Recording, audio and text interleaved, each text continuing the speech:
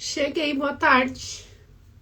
Cheguei no LinkedIn, no TikTok e no Instagram. Vambora? Ai, gente, meu cabelo tá cada vez mais Hermione.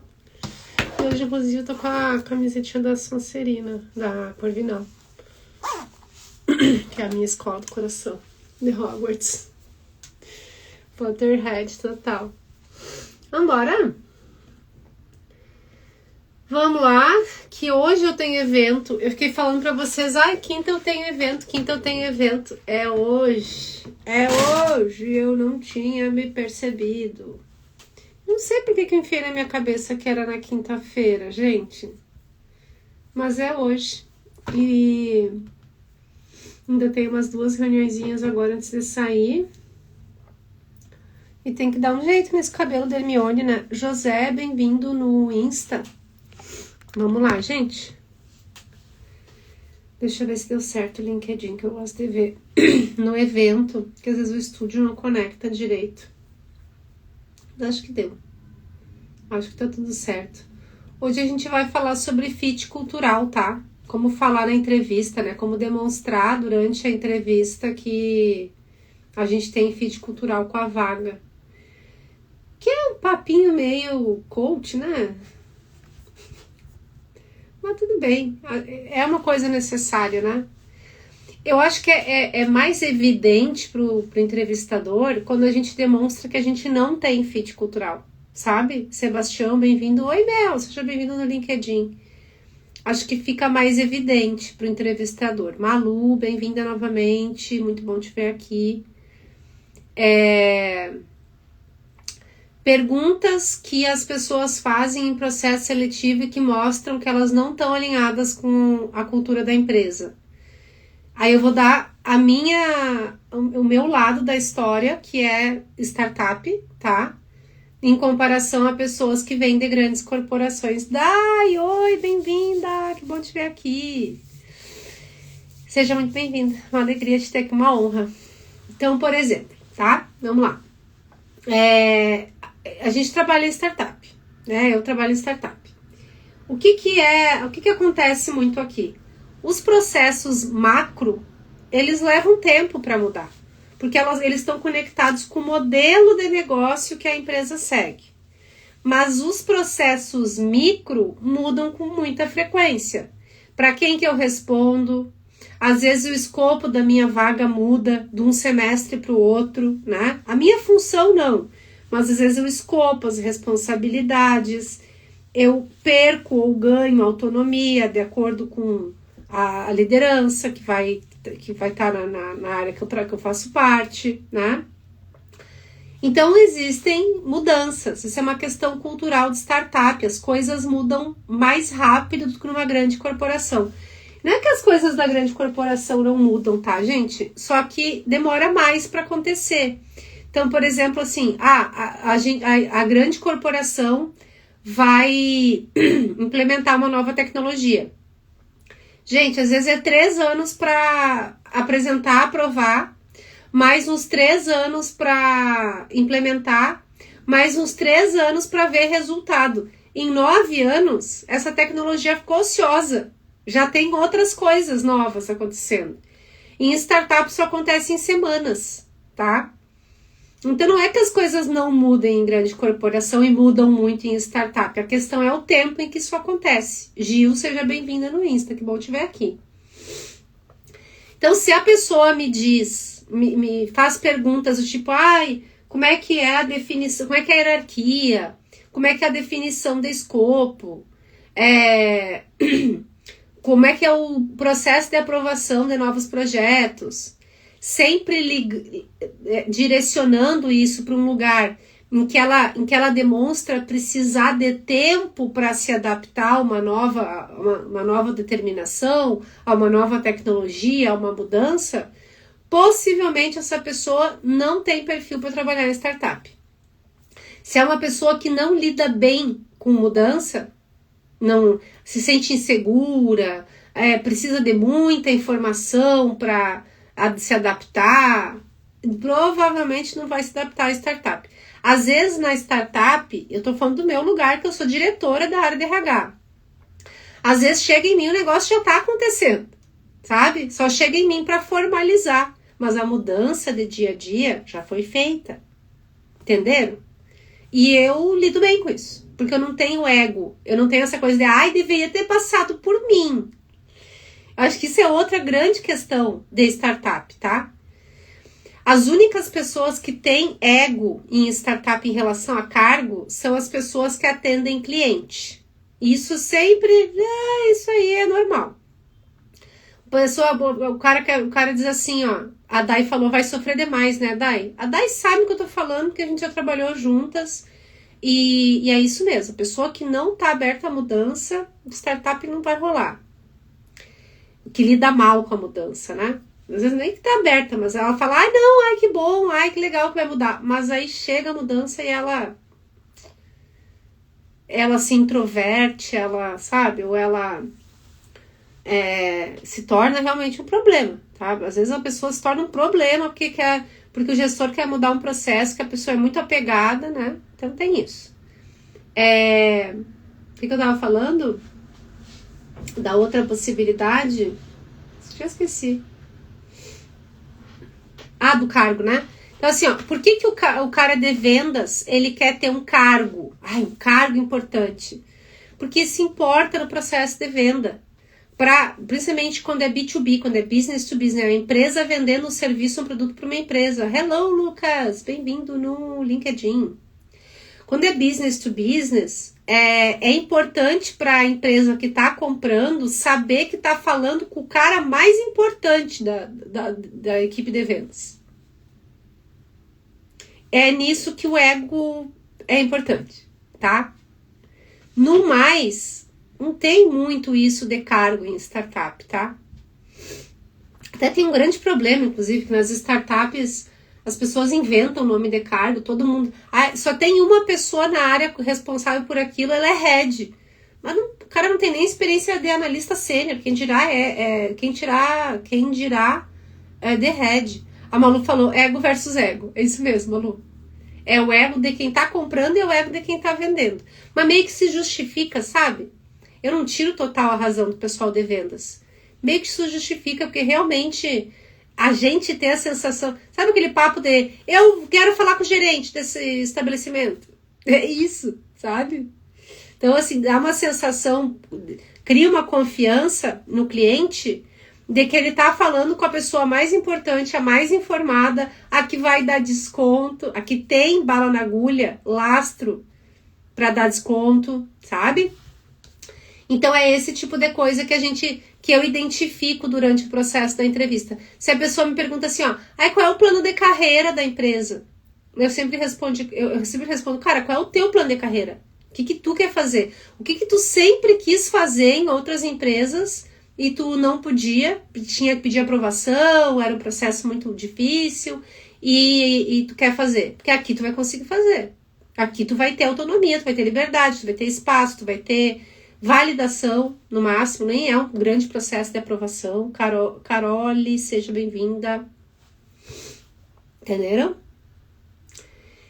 Então é esse tipo de coisa que a gente percebe na entrevista, gente. E aí, dependendo das perguntas que a pessoa me fizer, tem umas outras coisinhas que a gente tá corrigindo, que a gente identificou que a gente quer pessoas de empresas mais estruturadas, já mais maduras, e que a gente ainda não tinha. Tipo previdência privada, tipo distribuição de resultados, mesmo que a empresa não dê lucro, sabe? Tem umas coisas assim de remuneração que a gente já está se adequando para a gente ser competitivo, para a gente ser atrativo para as pessoas que têm isso em grandes corporações. Normalmente pessoas de Big Tech que vêm com um pacote de remuneração muito agressivo. E a gente tem que, de algum jeito, bater, né? E não dá para distribuir ação societária, participação societária para todo mundo. Então a gente está buscando umas alternativas, né? Então tem umas coisas que, assim, se a gente quer aquele candidato, a gente tem que oferecer. Se a gente quer aquele tipo, aquele perfil, aquela pessoa de tecnologia que trabalha em Big Tech, que já teve experiência de fazer o rollout, de lançar um produto exatamente igual ao que a gente quer lançar. Então, se esse cara já fez uma vez, ele faz outra aqui com a gente. A gente quer esse cara. Aí a gente tem que se adequar. Mas tem coisa que não vai se adequar. Daí a pessoa não tem fit cultural, não avança no processo, sabe? Que é isso. Pessoas que têm dificuldade, não conseguem se adaptar, não são flexíveis. Pati, que bom te ver aqui, seja bem-vinda. Não são flexíveis, não conseguem se adaptar. Pessoas que têm um apego muito grande a cargos, né? Vice President something, não tem. A gente não tem nem C-Level. Hoje nosso C-Level são só os fundadores. Não temos outras pessoas que compõem o C-Level, né? E é um cuidado bem importante que a gente tem que ter, porque para a gente chegar num C-Level tem que ser realmente um perfil, um histórico na empresa, uma bagagem de mercado bem diferenciada. E a gente vai chegar lá, mas estamos amadurecendo o negócio para chegar lá, né? E aí, como sempre, eu trago 3 dicas práticas, né? A primeira delas, traga exemplos alinhados aos valores culturais que a empresa está apresentando. Gustavo Machado, bem-vindo no Insta. O que é um valor cultural muito claro da Uncover? Inovação, né? Experimentação. Tá inclusive nas nossas metas desse ano, pilotar soluções. Pilotar é criar pilotos, criar MVPs, Minimum Value Products, que a gente testa, vê se funciona, passa por um processo de validação. Se funciona, a gente segue, né? Acopla isso no produto, uma nova feature de produto, por exemplo, uma solução dentro do produto. Se serve, a gente segue, se não serve, a gente joga no lixo, começa de novo. Então, tem que trazer exemplos. Eu estou acostumado a produzir, a fazer protótipos, a criar protótipos dos produtos. Eu gosto desse processo de discovering de produto, de avaliação de mercado, avaliação dos concorrentes, usar dados que vêm das avaliações de satisfação com os clientes para entender a experiência do usuário, para daí chegar e criar um protótipo, né? Criar uma versão ali do produto inicial, um piloto, e daí a gente validar isso com o uso, com um grupo controlado, e daí depois, se funcionar, seguir, se não, passar por um novo processo de refação daquele produto e tal, daquela feature. Então é um exemplo prático de alinhamento com o valor que a gente tem aqui, que é o da inovação constante, de buscar usar tecnologia de ponta em tudo. Tudo de mais maluco que vocês possam imaginar a inteligência artificial a gente está fazendo. A gente faz, gente. Tá? Então, se a pessoa trouxer esse tipo de evidência de comportamento, isso significa que ela está alinhada culturalmente à nossa forma de trabalhar. E aí tem que ter exemplos. Já fiz, fui responsável, liderei uma iniciativa, esse tipo de termo que vocês vão usar. Segunda dica, mostre como você toma decisões. Isso é muito importante, tá? Isso é muito cultural. Vou dar um exemplo prático para vocês. Aqui na Uncover, a gente demite muito pouco. É raro a gente fazer uma demissão. E a gente nunca faz demissão com menos de 6 meses de casa. Assim, nunca é dizer demais que já aconteceu uma ou outra vez. Mas é raro, muito raro. Em geral, a gente estende, assim, a gente faz todas as tentativas com a pessoa antes de tomar uma decisão de demiti-la, tá? A gente dá feedback, dá treinamento, troca a pessoa de área, movimenta internamente, tá? A gente tenta de tudo. E às vezes não encaixa. Normalmente, a falta de encaixe é técnica, tá? Comportamental, até aconteceu no final do ano, mas foram casos bem isolados, né? Não isolados dentro da Uncover, mas não isolados na sociedade. Eu vou deixar só essa deixa, tá? Esse fica a dica do motivo. Então, como é que a gente tomou uma decisão de demissão aqui na Uncover? Com muito cuidado, com muito profissionalismo, com muita seriedade. Depois de ter tentado de tudo, depois de ter dado feedback, treinamento, movimentado internamente, trocado liderança, tudo que a gente consegue, que está ao nosso alcance, a gente faz. Essa é a forma que a gente toma as decisões aqui. O que eu vou querer ver quando eu estiver entrevistando um líder? Que ele tenha o mesmo modus operandi. Que ele me traga evidências de que ele não é o exterminador de times. Porque já vi bastante, tá? Já vi bastante. Aqui no Ancover não aconteceu quando eu cheguei. Mas já aconteceu de empresas que eu entrei na empresa, assim, com o processo, né, com a vida já acontecendo. Já tinha time, já tinha liderança e tal. E eu entrar e a pessoa me chamar e dizer, ai, Mari, meu time tá com muitos problemas, eu quero demitir o fulano. Já aconteceu.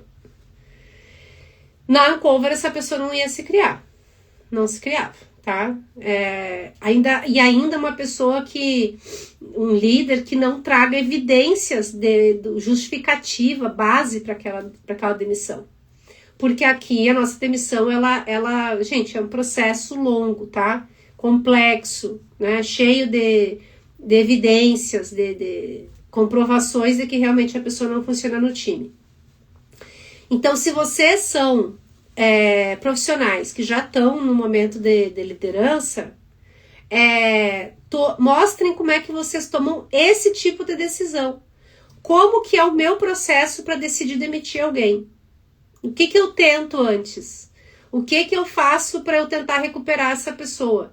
Isso é uma grande demonstração de como como e se vocês estão alinhados com a cultura da empresa. A Dai falou interessante o termo exterminador de times, não é, Dai? Eu conheço uns aí. Eu acho que a gente conhece uns aí em comum. Graças a Deus eu nem me lembro desses dementadores aí, dos exterminadores de time. Mas acontece, tem líder que é assim. Às vezes é preguiça, tá? O cara tem preguiça de desenvolver o próprio time, porque dá trabalho desenvolver pessoas, e ele quer, tá ruim, manda todo mundo embora e contrata tudo novo do meu jeito. Aí o cara vai lá e traz todo mundo que já trabalhou com ele antes. Não que isso seja um grande problema, porque eu faço isso direto. A Ana, inclusive, tá aqui comigo, Dai. A Ana, lá daquela empresa que a gente trabalhou juntas. Que antes lá a Ana era ADP, né? E aqui ela continua, mas com mais responsabilidades, remuneração também. Então eu faço muito isso, de chamar pessoas com quem eu já trabalhei, que eu gosto do trabalho, confio na pessoa, sei que ela é competente, chamo, né? DP, inclusive, é uma área difícil para mim de contratar. Eu não tenho pessoas que me marcaram muito. E as que me marcaram estão bem colocadas, estão bem posicionadas, né? É difícil de eu ter indicação de profissional de departamento pessoal, dentro do RH, né? Que é assim, que trabalho do meu jeitinho. Beleza? Terceira dica pra gente encerrar, evite respostas genéricas. Que é o papo do ChatGPT. Ontem, acho que foi o Jefferson que me falou aqui na live com a gente, que ele disse assim, tem muita gente que decora respostas do ChatGPT para falar em entrevista, fala bem e é chamado. Mas não quer dizer que esse cara é competente, sabe? Que é o genéricozão aqui. Genéricozão. É esse cara. A Dai falou que a Ana é muito boa, que eu tô com... É excelente, né, Dai? A Ana é fenomenal. O cara que é muito genérico é lero-lero, tá? É bullshiteiro, a gente chama. Vocês já ouviram esse termo? Bullshit, em inglês, é tipo porcaria. Shit é merda, né? Bullshit é tipo, bobagem, sabe? Besteira. É o cara da bobagem. Tem um monte de bullshiteiro na internet. A maior parte, não tô falando todos, mas a maior parte dos coaches da internet, tudo bullshiteiro. Então, o cara que é muito genérico, não dá exemplos, não, sabe? Porque, gente, o que é a questão dessa dica aqui? No ideal, eu sou uma pessoa maravilhosa. No ideal, eu sou a melhor mãe do mundo. No ideal, eu sou a melhor corredora que eu poderia ser. No ideal, eu sou a melhor chefe que eu poderia ser. Eu sou a melhor recrutadora, a melhor diretora de RH, a melhor influenciadora de carreiras, a melhor mentora. No mundo ideal. Na realidade, eu sou bem ruim em várias dessas coisas. Não sempre, mas em momentos eu sou ruim em todas. Entendem? A Dai falou assim, ó, um ponto importante, sem dúvida alguma, a gente pode mover montanhas, mas se a pessoa não quiser a mudança, infelizmente não tem o que o líder fazer. É isso, Dai. Bem-vindo, Fê. Seja bem-vindo. É isso aí. Se a pessoa não quer evoluir, não tem o que o líder possa fazer. Aí é uma decisão que foi baseada em mover a montanha e o cara não se mexeu. E o cara que não se mexe, ele é desses aqui, tá? Ele fala, não, eu adoro trabalhar com pessoas, adoro trabalhar em equipe. Eu não adoro trabalhar em equipe, tá? E eu falo isso em alto e bom tom. Tem um monte de coisa que eu prefiro fazer sozinha. Tem atividades que a gente precisa raciocinar em silêncio, sem interrupção. Porque é daí que a gente desenvolve conhecimento para depois participar de uma discussão em equipe. E aí sim, o teu entendimento ser criticado pelas outras pessoas ou ser agregado por outras pessoas, e aí sim vocês terem um resultado final. Aí beleza, tá? Mas a resposta genérica de eu amo trabalhar em equipe chega a ser falta de maturidade profissional. Jana, seja bem-vinda no Instagram. Falta de maturidade profissional, dizer que ama trabalhar em equipe. Dá até uma sensação de que sabe trabalho em grupo da escola? Fala, cada um faz a sua parte, depois a gente junta e fica uma porcaria, porque cada um tem o seu nível de exigência sobre o seu próprio resultado. E sempre tem um fulano lá no meio do grupo que não fez nada e foi na onda dos outros? Vocês já repararam? Esse é o cara da resposta genérica. É o cara que ele não tem um exemplo dele.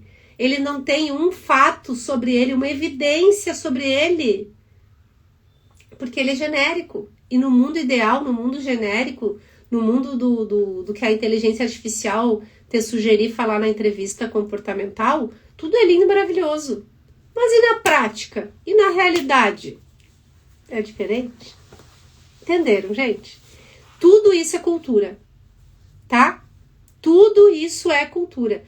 1000 vezes a empresa ter como atributo cultural não demitir a pessoa sem dar pelo menos 2, 3 feedbacks do que escrever lá, inovação e criatividade nos movem. Para! Saulo, bem-vindo no Instagram. Não, né? Gente, a gente é melhor do que isso, tá?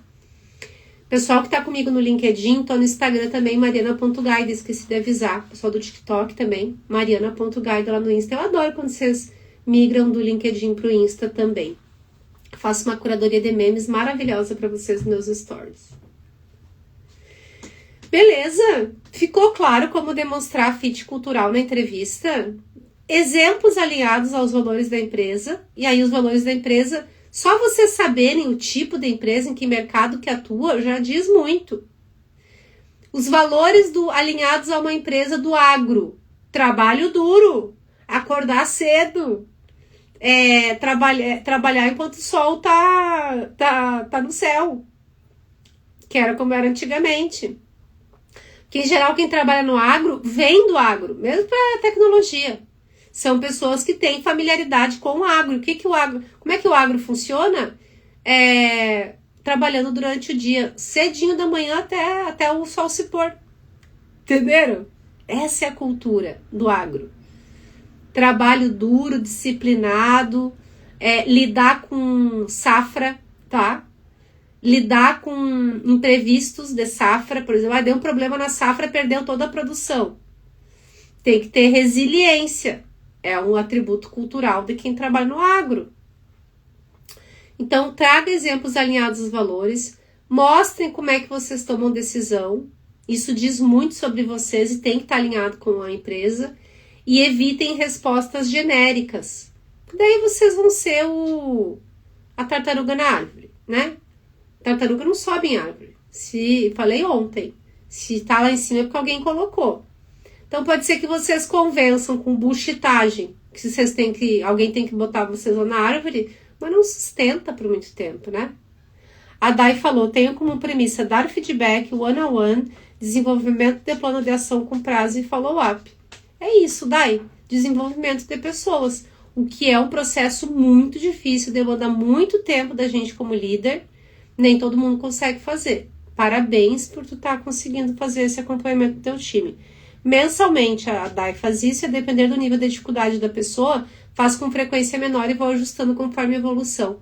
Sabe um negócio que aconteceu recentemente, Dai? De um projeto que eu faço parte, tinha uma pessoa que era excelente comportamentalmente, mas tecnicamente não estava atendendo as necessidades do projeto, né? E aí a gestora fez exatamente o que tu fez, acompanhou com frequência menor, né? Um monte de reunião, estava sempre com ela, para buscar desenvolver ela para, sabe, preencher aquela lacuna ali de conhecimento técnico para tentar manter ela na empresa. Não deu certo, não deu para manter, ela não conseguiu recuperar e a pessoa foi desligada. No desligamento ela falou que ela se sentia microgerenciada pela gestora.